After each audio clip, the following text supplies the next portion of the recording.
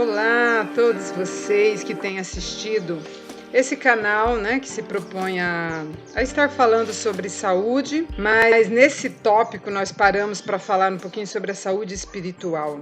Hoje nós vamos falar de um tema que muitas pessoas já ouviram falar e eu acho que você também já ouviu. Será que Jesus um dia vai voltar a essa terra?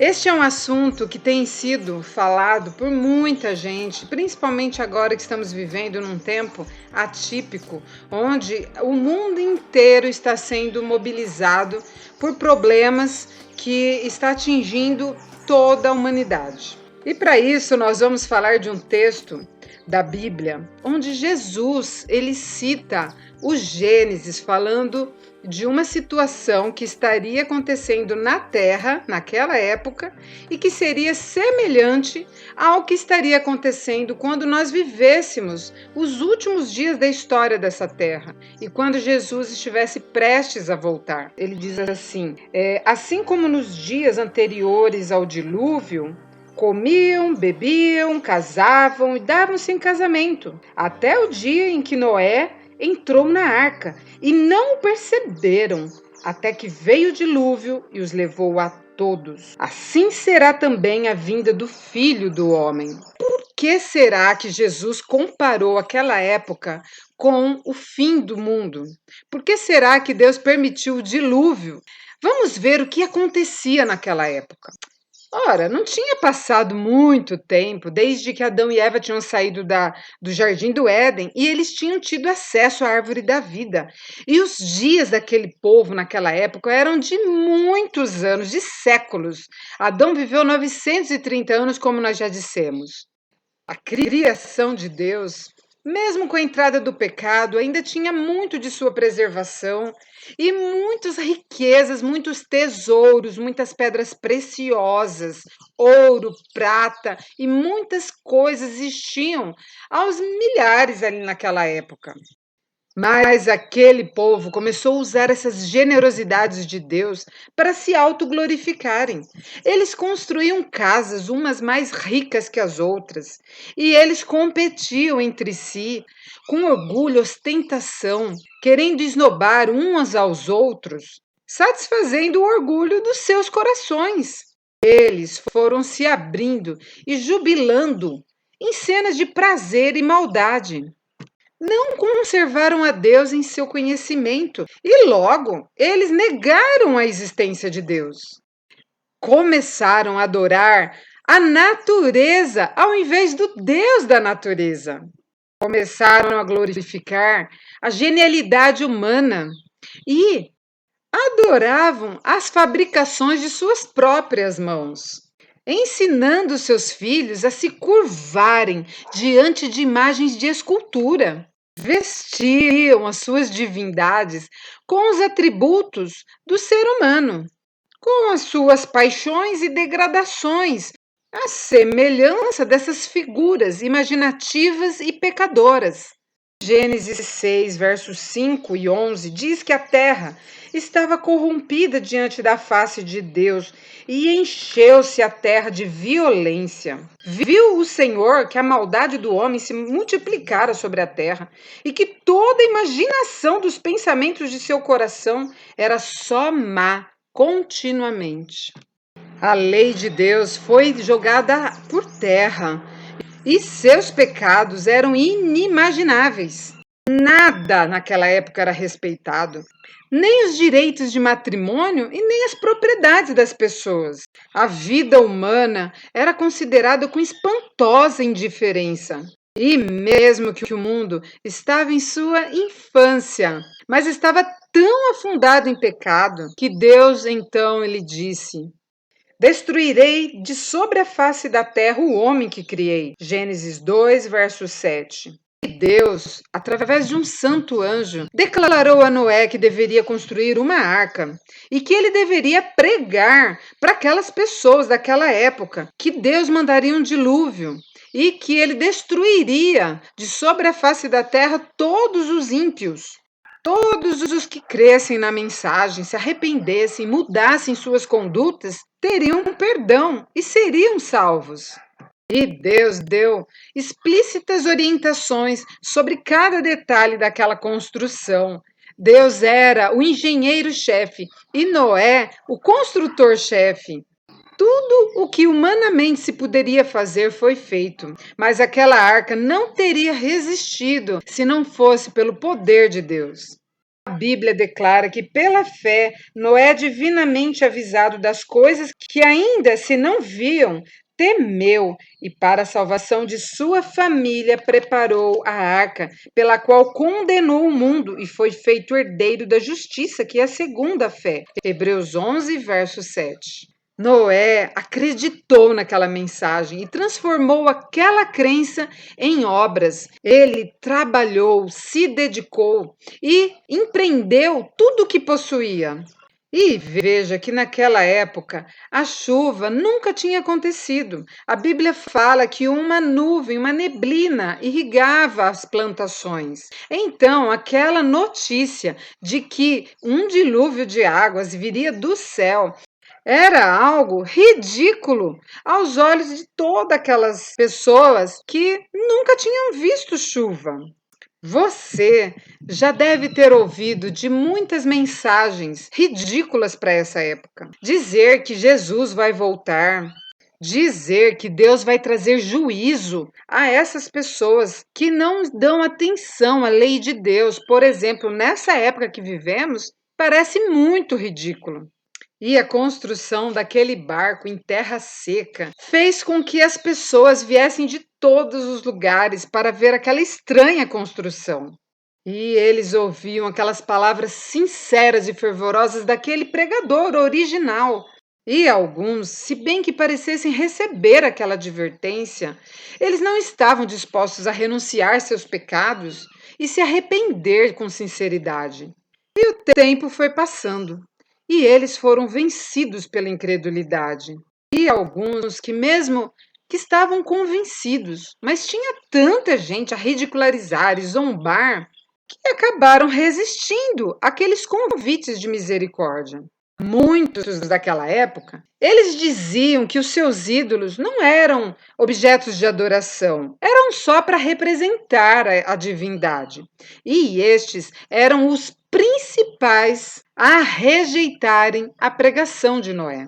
Querendo representar a Deus por meio de objetos materiais, ficaram cegados quanto à santidade de Deus, da sua lei e do seu caráter. E o pecado foi generalizando de tal forma que eles declararam que a lei de Deus não era mais necessária e que Deus não traria nenhum castigo, porque se Deus era bom, por que ele traria juízo sobre a terra?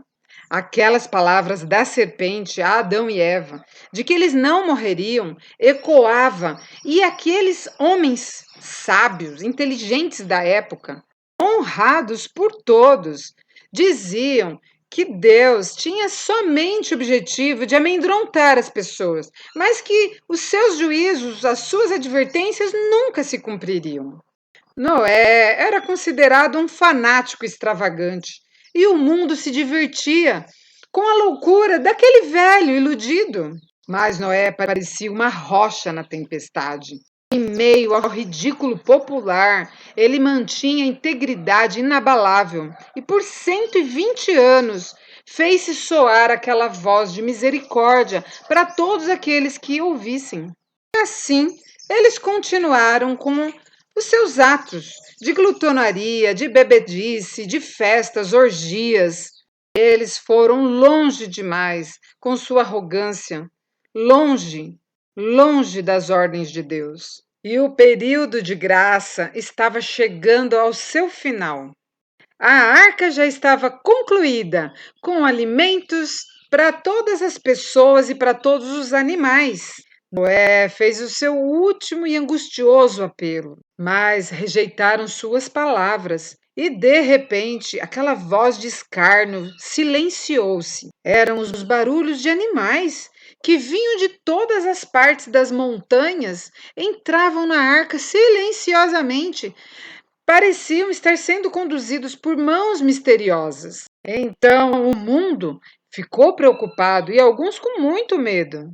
Alguns filósofos foram chamados para dar explicação para esse fenômeno que parecia muito estranho, mas eles não sabiam dizer o porquê que aquilo estava acontecendo.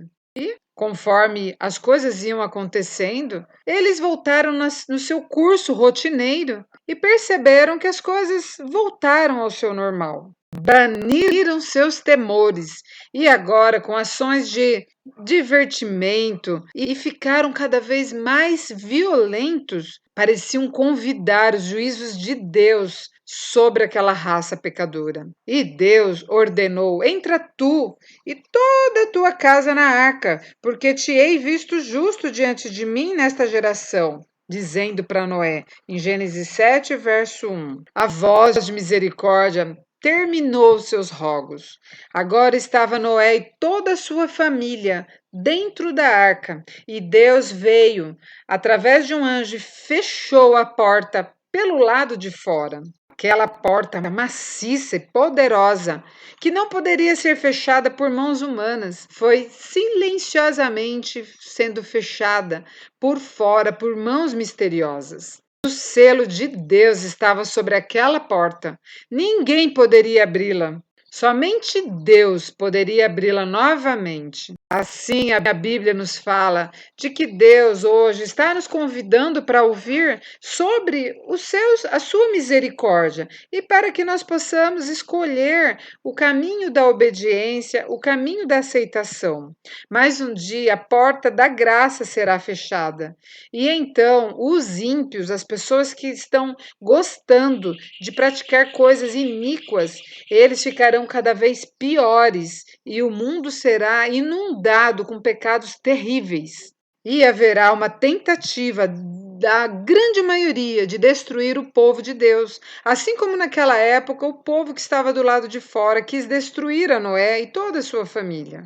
E passou-se 7 dias. Noé e sua família estavam dentro da arca, mas parecia que nada ia acontecer. A fé de Noé estava sendo provada e o povo do lado de fora concretizava a sua fé de que a mensagem de Noé era uma ilusão. Apesar das cenas dos animais vindo e a porta sendo fechada pelo lado de fora, eles continuaram com as suas cenas de orgias, de divertimentos e arrogante violência. Mas ao 8º dia, negras nuvens se espalharam pelo céu, e veio relâmpagos e trovões, e grandes gotas começaram a cair do céu. Até então, nunca eles tinham testemunhado tal coisa, e então grande temor tomou conta de todos. E agora a questão: teria Noé razão? E o mundo estava condenado à destruição? Céus ficaram mais negros e os animais que ficaram do lado de fora vagueavam de um lugar para o outro. Com desenfreado terror, pareciam lamentar a destruição deles mesmos e de todos os seres humanos. Gênesis capítulo 7, verso 11 nos diz que então se romperam todas as fontes do grande abismo e as janelas do céu se abriram. As águas agora pareciam vir em grandes cataratas. As águas subiram, os rios romperam seus limites e inundaram todos os vales. Jatos de água irrompiam da terra com força indescritível e arremessavam pedras maciças a muitos metros e sepultando no solo profundo. Tudo ia sendo destruído. O terror era indescritível. O pranto ouvia-se no meio da tempestade. E até Satanás, obrigado a ficar no meio dos elementos em fúria, temeu pela sua própria existência. Ele, que havia se deleitado em conduzir aquela raça em rebelião e levar a efeito sua rebelião ao governador do céu, agora proferia suas maldições contra Deus, acusando-o de crueldade. E o povo, dominado pelo terror, estendia suas mãos para a arca e suplicava sua admissão ali naquela arca. Eles sabiam que a transgressão da lei de Deus que havia sido determinante naquilo que estava acontecendo. Porém, mesmo aterrorizados pelo fim que chegava, Eles não sentiam verdadeiro horror ao mal e, caso Deus desse mais uma chance, eles voltariam ao seu desafio ao governador do céu. E assim também será quando Jesus estiver vindo nas nuvens do céu. E aquela pesada arca estremecia, sendo arremessada de um lado para outro. Mas entre os elementos em fúria, ela flutuava com segurança.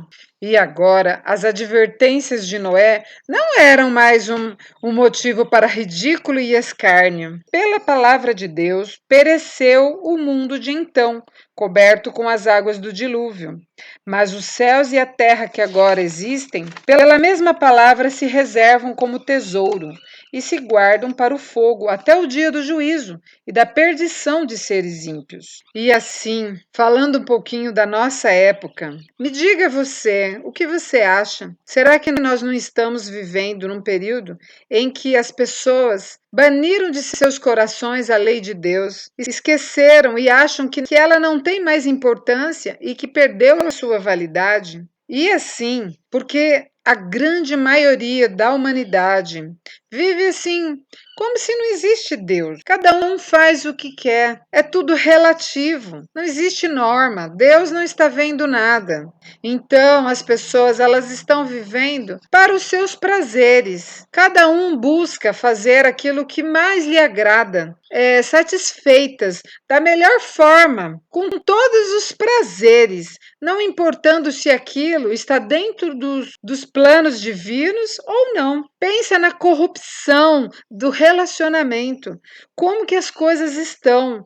Estamos ou não vendo uma situação idêntica àquele tempo de Noé? O que você acha? Hoje, a extravagância que está invadindo toda a sociedade, a integridade é vendida. A justiça está pervertida e as almas dos homens são compradas e vendidas. Fraudes e subornos são praticados sem que haja uma repreensão.